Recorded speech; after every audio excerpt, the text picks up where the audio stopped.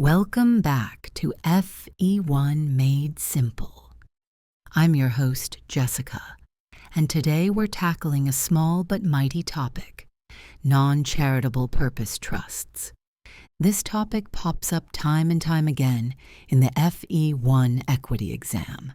It's closely tied to charitable trusts, and while shorter, it's a high-yield subject that could come up either as an essay or mixed into a problem question, like it did in March 2022 Q4. So let's break it down. At the core of this topic is a simple rule. A trust created for a purpose and not for the benefit of an identifiable person or body will generally fail. Why? Because it violates what's called the beneficiary principle, and this is central. Courts need to be able to enforce a trust. If there's no beneficiary, then no one has standing to go to court and demand performance of the trust. This rule was laid down early in cases like Maurice vom Bishop of Durham, where a gift for objects of benevolence and liberality was struck down because it was simply too vague and lacked an enforceable beneficiary. Later, in Re Astor's settlement trusts, a trust to preserve independence of the press failed for similar reasons. It was noble, sure, but unenforceable because no one had the legal right to hold the trustee accountable. But, and this is where it gets interesting, the courts have carved out exceptions to this general rule. And that's where we'll go in the next segment. Now that we've established the general rule against purpose trusts, let's look at the exceptions, because the courts, despite their rigidity, have allowed a small number of specific purpose trusts to stand. These exceptions are often described, as in Re Endicott, as concessions to human sentiment and weakness. In other words, they're tolerated, but not encouraged, and courts are careful not to expand them.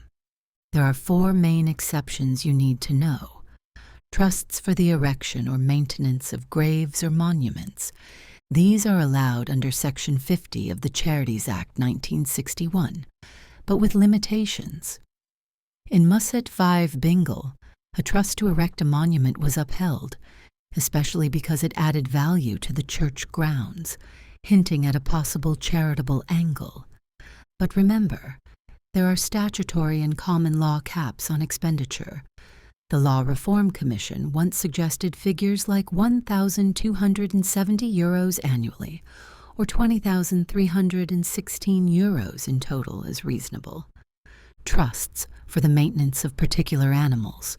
These are valid too, not because animals can enforce the trust, but because they serve a broader moral sentiment.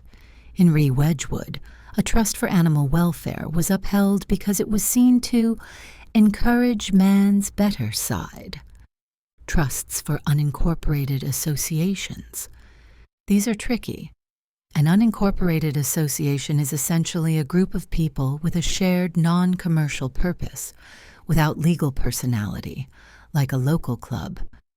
Courts might interpret such a gift in several ways, as a gift to the members individually, which can be problematic, as a gift subject to contractual rights, or as a purpose trust, which will fail unless it benefits individuals directly, like in Re Denley's trust deed.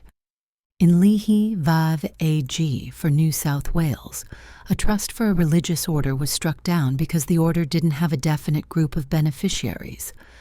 But in Re Denley, a trust for sports grounds benefiting employees was upheld because the benefit was to people, not just a vague purpose. Saying of private masses, this used to be a non-charitable purpose trust, but since Re Maguire and now under Section 3(4) of the Charities Act 2009, masses, public or private, are now clearly charitable. So we don't really treat this as an exception anymore, but it's useful historical context. So what's the takeaway?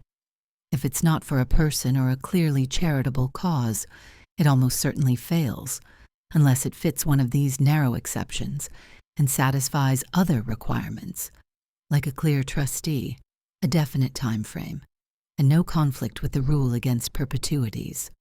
Next up, we'll walk through a sample problem question and apply these principles in action. Let's now walk through a sample problem question that blends both charitable and non-charitable purpose trusts, a style the examiners love. Here's the scenario from March 2022, Q4. Sarah dies, and in her will leaves the residue of her estate on trust for three purposes. I. To promote ice skating among the public in Ireland. Tachtoid, to construct and maintain a monument for the Irish skater Noeline Wall. Hasbury, to improve the facilities of the Dublin Ice Skating Club. Daisk. The executor Gemma wants to know whether these bequests are valid, and in particular, whether any are charitable or valid non-charitable purpose trusts. Let's break this down. Clause I. To promote ice skating among the public in Ireland. This clause could potentially qualify as a charitable trust, depending on how it's framed. The key question is whether ice skating is seen as advancing education or health, or otherwise benefiting the community, under Section 311 of the Charities Act 2009. In IRC vi McMullen, promoting physical education was upheld as a charitable purpose, but the activity must reach the public, not just private members. So if the promotion includes community outreach, youth development, or public events, it might qualify. Clause, Tucker Skux, to construct and maintain a monument to Noeline Wall. This is not a charitable purpose. It's a classic, non-charitable purpose trust. But there's an exception, under Section 50 of the Charities Act 1961.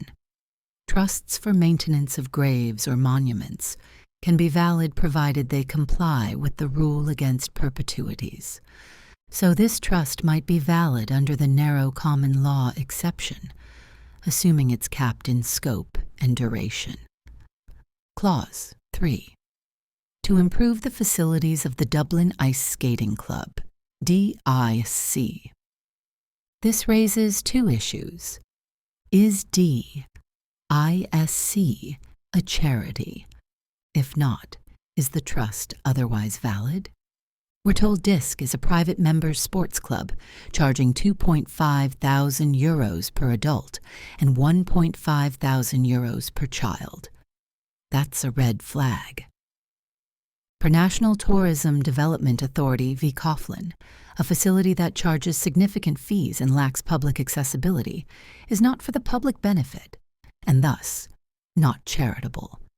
Therefore, a trust to improve DISC's facilities will likely fail as a charitable trust, and will also fail as a non-charitable purpose trust, unless it can be recharacterized as a gift to the members, which courts generally resist.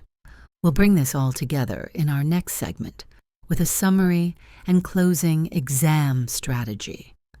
All right, let's wrap this topic up with a clear exam strategy for non-charitable purpose trusts. First, memorize the general rule. A trust for a non-charitable purpose will generally fail due to the absence of a beneficiary and the certainty of object's requirement. This principle was firmly established in Maurice Verfurth, Bishop of Durham, and Reaster's settlement. Second, remember the exceptions. These are narrow and should be approached cautiously. Courts won't expand them easily. The accepted categories are erection or maintenance of graves or monuments, e.g., Musset v. Bingle, now supported by Section 50 Charities Act 1961. Maintenance of specific animals, e.g., Dean, Kelly. Trusts for unincorporated associations, e.g., Denley's trust deed, which stands out because it recognized indirect human benefit. Saying of masses, now clearly charitable, under Section 34 Charities Act 2009. Also understand that courts are more open to upholding gifts under Denley, where the purpose has ascertainable beneficiaries, like employees or members who benefit personally. But once the trust becomes too vague or impersonal, it's vulnerable to failure. Lastly, you'll often be asked to distinguish charitable from non-charitable purpose trusts. That means check whether the gift satisfies the definition of charity under Section 3 of the 2009 Act. Ask if it provides a public benefit. Consider whether it falls into one of the 4 traditional charitable heads from PEMSL: poverty, education, religion, and other purposes beneficial to the community. And if not, then ask, is it within one of the narrow non-charitable exceptions? If not, then the trust fails. That's the end of this episode on non-charitable purpose trusts. Make sure to draft a full essay on March 2023 Q7C and practice the March 2022 PQ. Both offer excellent preparation. Thanks for listening to FE1 Made Simple. I'm Jessica. Until next time, happy studying.